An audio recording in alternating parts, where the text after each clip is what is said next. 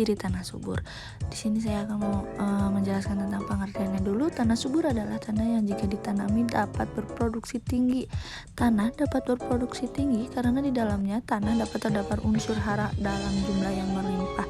Apa itu unsur hara? Unsur hara adalah unsur-unsur yang terdapat dalam tanah yang jenisnya jumlahnya sesuai dengan kebutuhan tanah. Jadi, kesuburan tanah adalah tingginya rendahnya tingkat kesuburan yang dimiliki oleh tanah. Dengan demikian, tanah dapat dikatakan subur apabila tanaman yang didapat ditanam tumbuh baik dan membuahkan hasil yang baik. Bagaimana kita tahu ciri-ciri tanah yang subur? Nah, tanah yang subur adalah antara ketebalan yaitu kedalaman 150 cm dan struktur tanahnya gembur, pH-nya bersekitar antara 6 plus 6,5. Dan di dalamnya terdapat banyak binatang tanah. Di dalam tanah subur juga terdapat banyak unsur hara yang dibutuhkan oleh tanaman.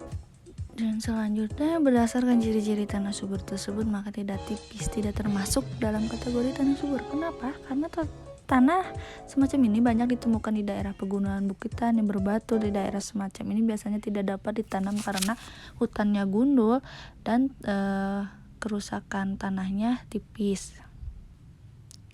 Tanah subur umumnya ditemukan di daerah gunung berapi, di daratan. Mengapa? Di gunung berapi tanah sangat subur karena di daerah pegunungan api terdapat tanah hasil letusan gunung yang mengandung unsur hara sangat banyak.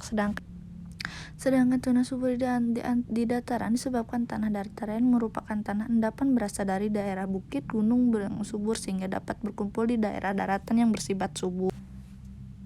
Tanah yang subur dapat diartikan juga sebagai suatu keadaan tanah yang memiliki kandungan air, udara, unsur hara dalam jumlah yang cukup seimbang. Seperti contohnya partikel tanah 45%, di antara air 20-30%, udara antara 20-30% juga, dan tanah organik 5%. Hal ini disebabkan udara merupakan unsur penting bagi yang dibutuhkan tanaman. Dengan adanya udara, maka agar tanaman dapat bernapas dan